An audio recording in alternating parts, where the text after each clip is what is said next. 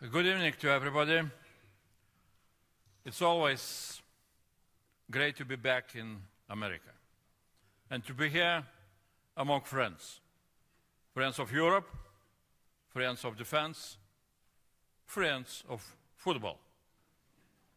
The World Cup is over, and tonight we have the next big event in America, European Union Defense Night. It's humbling to speak to you from the same stage as many world leaders. Konrad Adenauer, Henry Kissinger, George Bush Sr., and Margaret Thatcher, Václav Havel. When Bill Clinton spoke here, he spoke here for more than an hour. I will try my best to be a little bit shorter. It's great to be here at Georgetown University, one of the most famous and oldest universities in America, founded around the time America was born as a country, in 1789, the year George Washington was elected president. Vilnius University, in my hometown, where I studied and did research in physics, was founded a little bit earlier, around the time the first European settlers arrived in America, in 1579. Georgetown University started as a Jesuit university. Vilnius University also started out as a Jesuit academy. Maybe this is why I feel immediately at home here at Georgetown University. These historical surroundings inspire me to speak about the big historical changes we're living through, which will impact the future of American strategy, as it was discussed recently in a very interesting collection of essays by the Council of Foreign Relations, and which will impact the future of European strategy, which I want to discuss a little bit this evening. It's worth to remember that at the beginning of this century, just 26 years ago, the 5 biggest economies in the world were the United States, Japan, Germany, United Kingdom, and France. The United States, number 1. Today, there is only one European country in that list, Germany. In 50 years from now, by 2075, as a forecast by Goldman Sachs shows, the 5 biggest national economies will be China, India, the United States, Indonesia, Nigeria. No individual European countries at all. United States as a number 3. The global balance of power is shifting. China and India are returning to global economic leadership as they were before Columbus sailed to the New World. For the USA, it can be sensitive to go in the next 50 years from global economic leadership down to the third place. Of course, for us in Europe, this is not a new experience. 2 world wars, Soviet occupation, and the Cold War changed our place in the world. We lost our global economic leadership at that time. Our answer then was to join forces in the European Union, to put the destructive wars of the past behind us, based on shared values, to work for freedom and prosperity. And now, after 70 years of European unity, together in the European Union, we have a GDP of around $23 trillion. And together, we're still in the top 5. Together, we're the second economy in the world, second only after the United States. Unity has made us much stronger. Of course, at the end of the century, collectively, we, as European Union, shall be only number 4. But for us to drop from number 2 to number 4 can be less painful. Since our history and your history gives us a lot of evidence that unity makes us stronger, our answer today in this changing world must also be to join forces across the Atlantic with our historical partner, the United States, our most natural ally. 1 year after concluding our agreement on tariffs and trade, it is worth repeating. The United States of America is the first economy in the world. The European Union is the second economy in the world.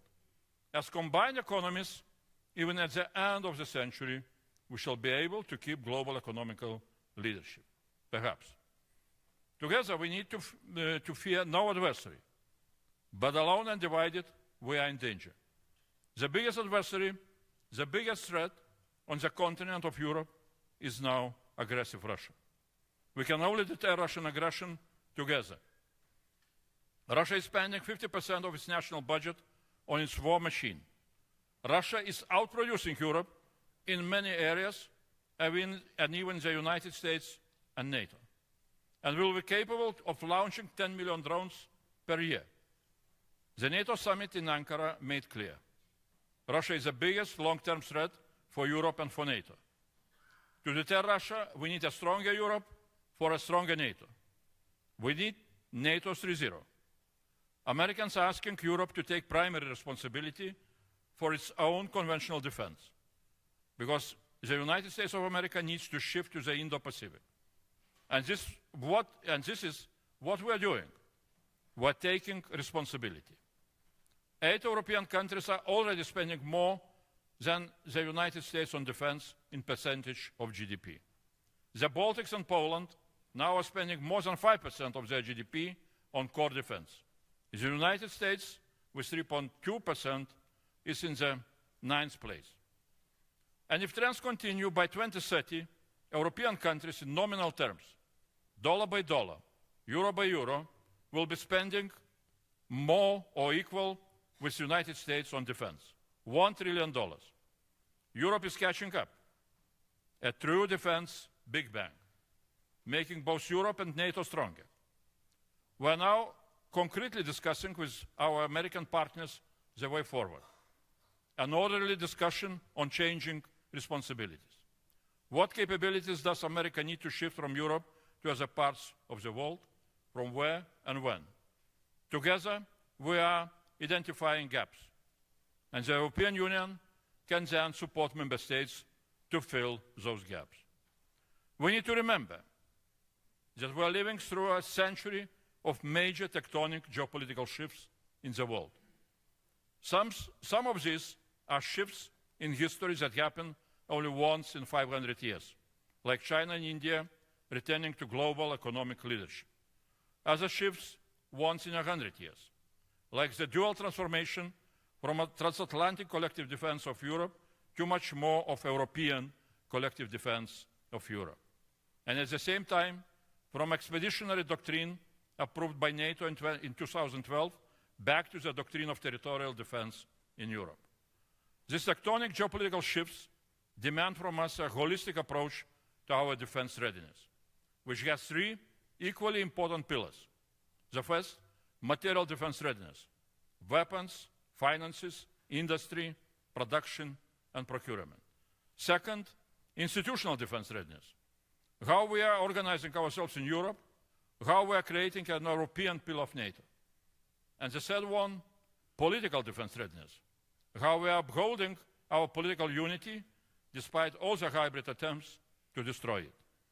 Today I will concentrate mainly on material defense readiness, but we shall not achieve full defense readiness without all other pillars. Our European material defense ramp-up depends on 3 things. First, on the European Union. Defense, as you know, in Europe is a primary responsibility of member states and NATO, but our European defense big bang is impossible without the European Union. The European Union offers European Union added value, allowing member states to operate on an European scale. So even the smallest member states can leverage the power of an entire continent of 450 million people. For example, our European Union Space for Defense program, which no member state can build alone, but gives all member states world-class satellite navigation, observation with intelligence data, and soon secure connectivity. We are now mobilizing this European Union added value in different areas of our defense. For example, since 2023, we ramped up ammunition production in Europe to 2 million rounds a year, only possible thanks to an European Union policy instrument called ASAP. Without that, we would still be producing only 200,000 rounds a year. Also, we relaxed the European Union budgetary rules so member states can spend more on defense. It would otherwise not be possible for member states to reach agreed NATO 3.5 defense spending target. We are encouraging cooperation, joint production, and joint procurement with new European Union instruments and new money. We are pushing for the creation of one integrated European defense market because now we have 27 markets. And this is a big obstacle to ramp up production. At the same time, we have dramatically cut red tape for defense industry across the entire European Union. From 4 years waiting times, in some cases, for permits to build defense production facilities, down to 60 days. In other words, from 1,460 days to 60 days, 25 times faster. Now we are also radically destroying obstacles for military mobility across the continent. So troops and equipment, also American ones, can quickly go where they are needed. In short, we are mobilizing our European Union added value to create a strong European pillar of NATO 3.0 and to make NATO and the transatlantic alliance stronger. Second, our defense wrap-up depends on partnership between European defense industry and American industry. Until 2035, during the next 10 years, European Union member states will spend €7 trillion on defense if they will fulfill what they pledged to NATO in increasing their defense spending. And they can spend their national defense money when they like and where they like. This creates for United States defense companies a rapidly growing European defense market.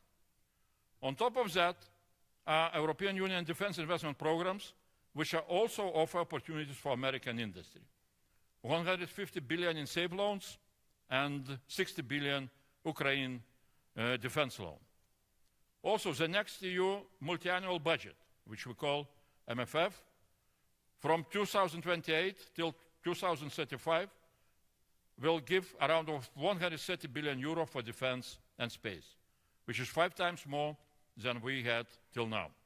European Union defense funds, compared to member states' money for defense, are around 100 times smaller and are, as you say in America, small potatoes.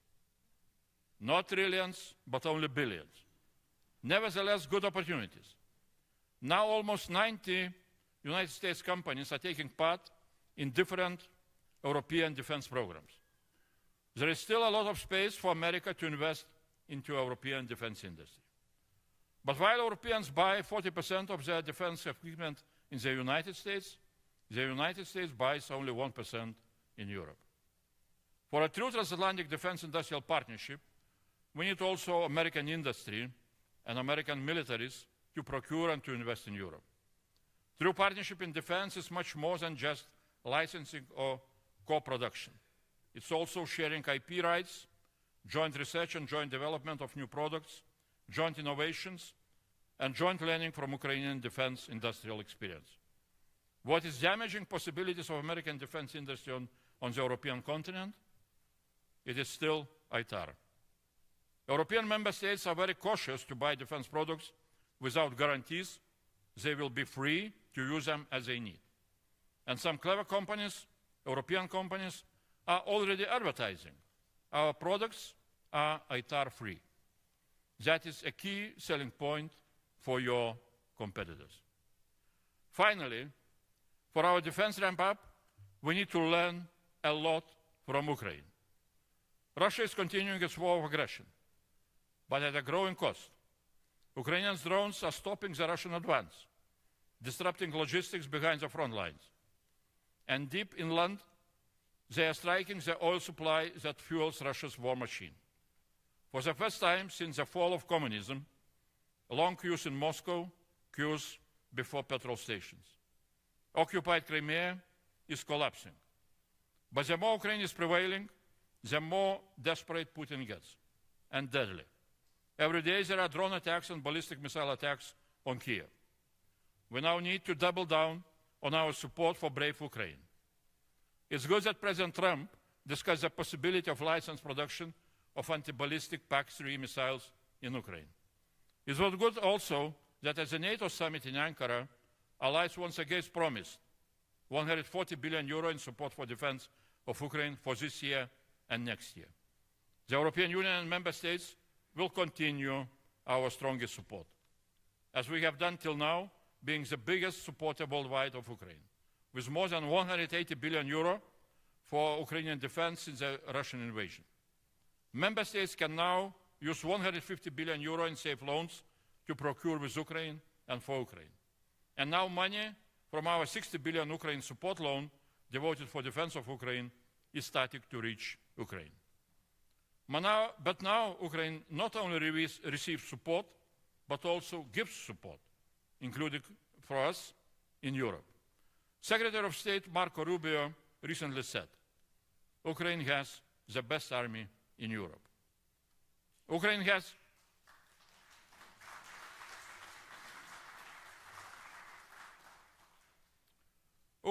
the best army not only because it has the best generals and bravest soldiers, but also because Ukraine has the best and most innovative industry and engineers. And why is the Ukrainian defense industry the most innovative? At the very beginning of the war, there was no military demand from traditional generals of Ukraine for drones and for innovative defense. Only after some time in Ukraine, innovative defense supply from a dynamic industry managed to transform military demand. Thanks to innovative supply, Ukraine changed its war doctrine. Thanks to transformation of its war doctrine, Ukraine now is prevailing.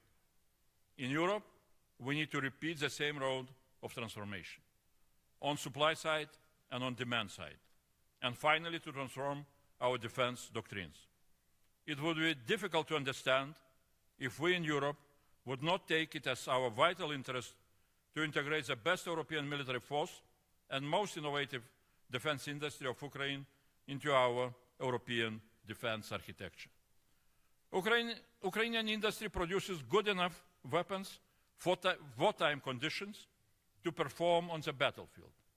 European defense industry produces still a lot of haute couture defense products. Products made for peacetime conditions. Products that are technologically very much advanced, but difficult to make, expensive, and hard to scale up. We must learn from Ukraine how to make good enough defense products. Good enough weapons that get the job done and are cheaper. Weapons that can have rapid scale-up of production, rapid innovation, and rapid repairs. We are learning how to transform our industry and war doctrine from Ukraine by putting Ukraine at the center of our defense initiatives. Our initiative on defense innovation, joint procurement, and production. And Ukraine is part of pan-European defense projects like Eastern Flank Watch, Air Defense Shield, and the European Sky Shield against ballistic missiles. Last week we signed the European Union-Ukraine Defense Industrial Pact, and the drone alliance between the European Union and Ukrainian industry was established to jointly produce drones and counter-drone systems, and plans to build joint anti-ballistic system based on Ukraine-produced missiles and European seekers and radars were announced. We are bringing together Europe's industrial power and Ukraine's innovation power. In a changing world, Europe and America need each other. In the short run, to face the Russian threat. In the longer run, to face the shifting balance of power on a global scene. We are natural allies. When we Europeans look at America, we see ourselves, descendants of Europeans who built America, including many Lithuanians. Men like Charles Denis Buczynski, who came to this country very young, spoke at first only Lithuanian and Russian, and served in the World War II in the United States Air Force. We know him better as Charles Bronson. I saw him on the screen when I was very young, in movies like The Magnificent Seven and other Western movies. And he showed us the freedom and opportunities of America. And in Europe and America, will look at the world in very similar ways. We are rooted in the same historical and cultural and religious and philosophical traditions. We have the same motto, you from many one, a pluribus unum, and we have unity in diversity. This summer, an American Hollywood blockbuster is breaking all records by telling one of Europe's oldest stories, the Odyssey. We share the same values of freedom and democracy. We share the historical experience of resisting and defeating totalitarianism of Nazi Germany and the Soviet Union. Now it falls on our generation to be put to the test. Now it is our responsibility to meet the great challenge of our age, to deter Russian aggression and prevent war, and to bring our transatlantic alliance through this turbulent century into the next century. Thanks a lot.